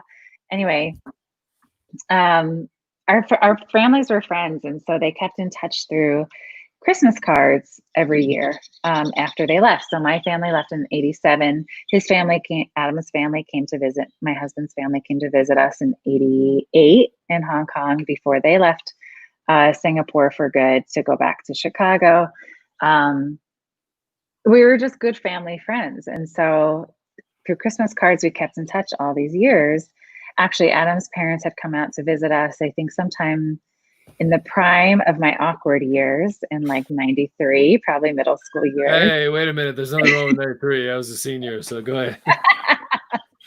Yeah. So so they came out, they even came out to visit us. Anyway, so that was kind of the last time we saw them. And then Christmas cards went back and forth all these years. And so even before I knew that I was going to be moving to Hawaii, this Christmas card comes along and my mom goes, "Oh, Jess, I have the guy for you. Like, he is traveling all over the world right now for like however long he wants to, however long he wants to." There was no mention of his girlfriend traveling with him at the time, but that didn't matter. But so he was traveling, just doing this worldwide travel. He didn't know where he was going to end up. And so the next Christmas, so I'm like, oh, that's awesome. That sounds like something I would want to do, right? He was just like 4 months traveling. And so the next year, the next Christmas, I'm in Hawaii already. I didn't know I was going to be there, but I'm in Hawaii, and my mom gets the Christmas card from Adam's family and says that, oh my gosh, you're never going to believe this. Adam is in Hawaii too. Like, you should totally meet up with him. Here's his phone number. His parents put it in the news, in their Christmas card, in case anybody's going to be visiting Hawaii. So I ended up calling him, leaving him voicemail, because he was actually on his way flying back to the mainland for Christmas. And he had no idea who I was at first. And he, it had been so many years, right? It had been like 20 years since we had seen each other. And so he ended up giving me a call back and said, yeah, when I come back, let's meet up. So we did, and it was great. It was fun. I remember thinking like, oh, what a nice guy. And anyway, we met up a few more times at some bars and got really comfortable. And then, and then anyway, long story short, ended up getting married and then spending our lives together. But you just never know, where those connections, I really feel very strong that, it's no coincidence that I married him. I feel like we are together, or we even started, dating and being together because we had such a common interest and common background of growing up in very similar ways, and also having the same passions for traveling and, exploring and stuff. So anyway. That's awesome. Yeah. No, there's a lot of TCKs and married TCKs. I've had a couple on the show already, so it's really? it totally makes it easier. So, well, Debbie and Camille, I'm just trying to think off the top of my head. Yeah, actually, it's all you ladies so far that I've had on the show of all married TCKs. So yeah. So there's a connection there. So, but yeah, I would think it would make it. I got lucky. I mean, my wife's not a TCK, but she traveled as a kid, so she totally was overseas and she got to do that. And she gets it. I mean, she doesn't get it the way you and I get it, but she totally, give props to her. Like if I say like, where do you want to go? Like vacation wise, it's not, let's go down to Southern Utah. It's like, let's get the hell on a plane and go somewhere. Like, let's go. Like her passport means as much to her as it means to me. So, right. Yeah. So, I mean, I married someone who gets it for the most part. Like, let's be honest, like she has the travel bug. She wants to go. She's always up for an adventure. So, it's not exactly the same, but it's pretty close. And I think that a lot of us TCKs do find partners that are up for that adventure as well. And I think that makes sense. It's so essential to who we are, Yeah. Well, listen, you and I can talk forever over fries. Let's get Dan Estruth involved. We've already talked about that. I was going to ask you real quick, if you don't mind, I want to pick your professional brain for a second. The psychologist in you. Obviously, these are weird times going on right now, and you're in Hawaii, and you just got wrapped up another school year. How's with all the students that you deal with? What was because I think a lot of families can reflect on this and appreciate this, but the most common issue or fear that students are going through right now, specifically with COVID. We're in a COVID world now. We're in a COVID-19 world now. How was that? I mean, I've been out of the education game for about a year.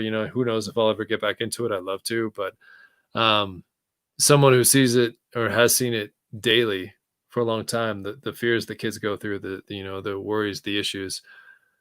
What did you say, or how did you calm their nerves, or what was their nerve? Like, what was their biggest issue regarding COVID-19 and what was the best advice you'd give to a family that's dealing with the COVID world right now?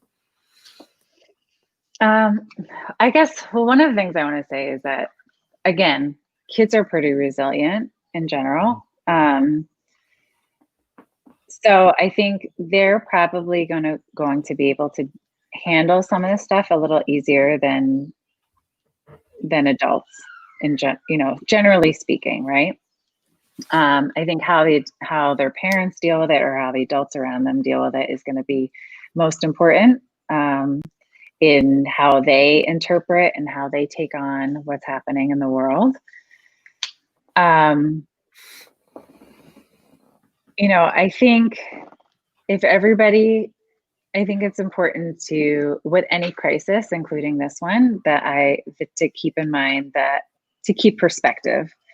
You know, your health, if you're healthy, your family's healthy, that's important. And also to probably keep a sense of humor in some of this too. I mean, it may not be the easiest time to keep a sense of humor, but I think those are the two pieces of advice that I would give, is to keep a sense of humor and to keep things in perspective.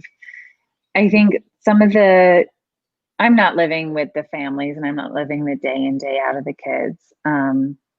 One of the things that I just shared, I send out weekly newsletters to my families. And one of the things, I just want to let them know that I'm always available.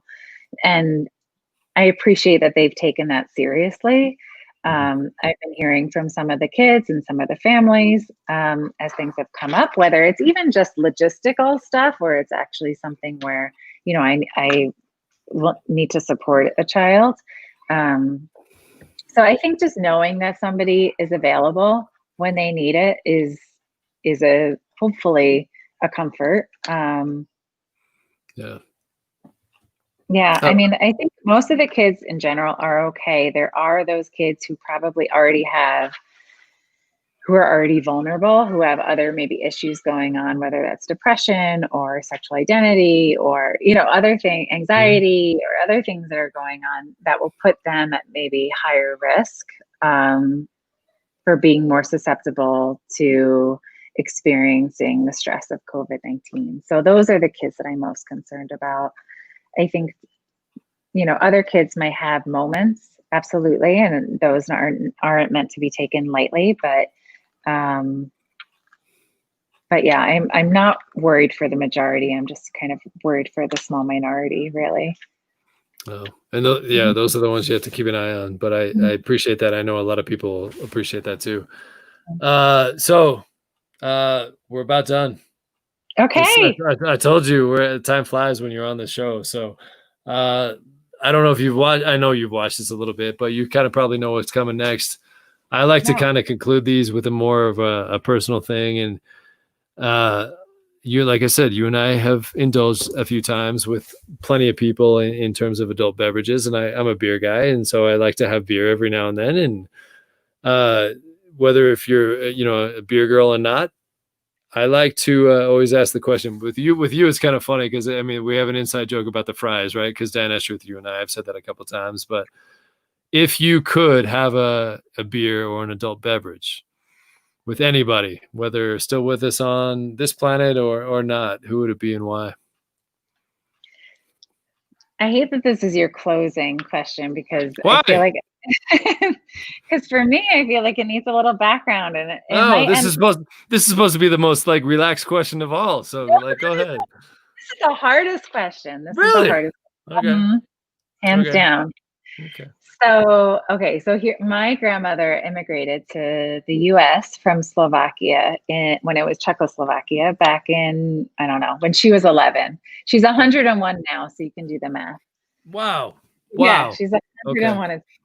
So she immigrated when she was 11, and my grandmother had my great grandmother, so her mother had moved to America when she was 3 with her husband. So my great grandfather. She ended up moving to New York City, living on the Manhattan side of the Brooklyn Bridge, and opened up this like little luncheonette place for like construction workers and stuff to have their, for their lunch break. She did not see my grandmother for years, right? So my great great grandmother, so my grandmother's grandmother, ended up raising her in Slovakia with these two foster boys, foster boys who she identified with as her 2 brothers. And so she ended up having to move to the US with her grandmother on a boat to meet her parents and like live with them for the first time. So to me, this is all amazing. It's also amazing that my grandmother can recall all of these stories, to me at her age. But I would really love to sit down with my grandma. Well, I've heard the stories from my grandmother, and my grandmother doesn't drink any alcohol, so I'd love to hear her talk about any story with alcohol in her system. But I'd also love to hear about, hear from my great great grandmother, who I do have some memories of being a small child, and then also my great great grandmother, and how that was for these three women to have gone through this, I think, incredible immigration heartache, story of, just all perspectives of this whole, occurrence from when my grandmother was like, practically born to when she was like maybe 13, and how that went for all of them. Anyway, it's a story, I guess, about living overseas in a way, right? But, and all the hard, all the challenges that come with that. But anyway, I would like to have, it's not just one person. I'd like to have a drink with all three of them. So that's awesome. You should write about that. You should turn it into a story or a book or something. But that's awesome. That's badass. So, well, hey, we made it. And I can't thank you enough for doing this.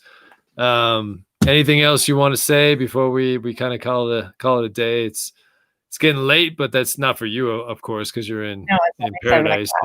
Yeah. Was there anything else you want to share, talk about, anything like that, or is it I love this, and I look forward to watching more of your interviews and connecting, even virtually, just by watching. So thank you. No, I appreciate that. No, this was fun, and I knew it'd be easy, and 2 hours goes by like that, right? So, thank you for doing this. You're badass, and that's just the fact. So thank you for doing this. I'm so glad we got to know each other in Shanghai. And those of you watching, I've left her. If you ever want to email Jess, or if you want to check out her Facebook and add her, go ahead. It's on the page that I typed up. So Jess, thank you so much for doing this. Those of you watching, those of you that are going to be watching this on a replay, because it is late, especially back east. It's 1 o'clock in the morning. So, but this will be available on BenThere.org. It will also be available on YouTube, my YouTube channel. Just make sure you click on that. Please, if you do go to the YouTube channel, make sure you subscribe to that. So that way you'll be able to see all of the interviews, or at least be notified of all the interviews that happen here.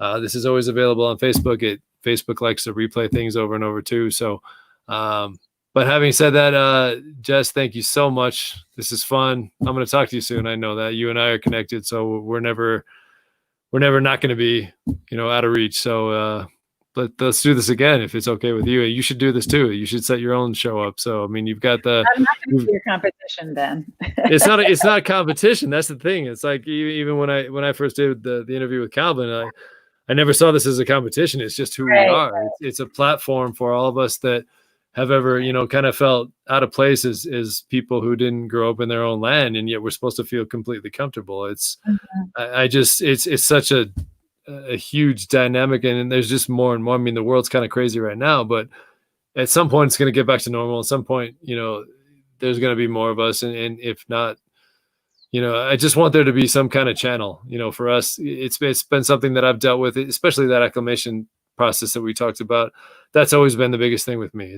I just want to, you and I have talked about this. We've talked about this a couple of times, but I just wanted a platform. I wanted to know that it wasn't just me, and it's so refreshing, and it kind of calms me down to know that other people have gone through what I've gone through. And that's why I'm doing this. It's not about me. It's about you. It's about people that have grown up the way we've grown up. So it's to me, this is the easiest conversation I've had all week with anybody.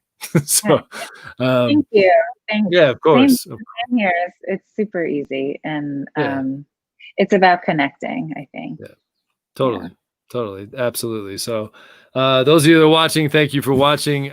We're going to do this. We have about a 48-hour break, and Sunday, my brother's on. This is going to be kind of wild with my brother. So, he's a New Jersey boy now. He was in New York for 20 plus years, but he and his fiance live in Hoboken, and they're coming on Sunday night. So, well, he's coming on Sunday night. I'm sure maybe I can round up his fiance, and maybe she can pop into it as well. But yeah, this will be fun. My brother and I, the Vogel boys, are gonna kind of hit the airways. So But listen, thank you for everything. Thank you for just being you. You're a badass. I've told you that 1,000 times. So the rest of you, thank you for watching. Please, like I said, make sure you subscribe to the YouTube channel. Make sure you subscribe quickly and tell everybody. Get the word out, because this is going to be posted a lot. I know it's late. I know there's been a lot of people off and on watching, but make sure you kind of watch this from the get-go till now, because I think this was good, Jess. I think you shared a lot of very valuable information. I appreciate that. So until next time, like I said, Sunday, it's going to be a quick turnaround. This is a first. I've actually, Jess, you're my first Friday night interview. So there you go. But my brother, party. What's that? Mention I like you a like good to party? Well, here you go. Woo! Yeah. Yeah, it's not exactly Shanghai nightclubs, but here we are. No, so it's COVID time, Friday night. It's COVID time, but no, you're awesome, and let's talk soon, okay? We'll do this again. So the rest of you, thank you. Yeah, thank you for being a part of this, and until next time, we'll see you Sunday. Take care, everybody. Bye.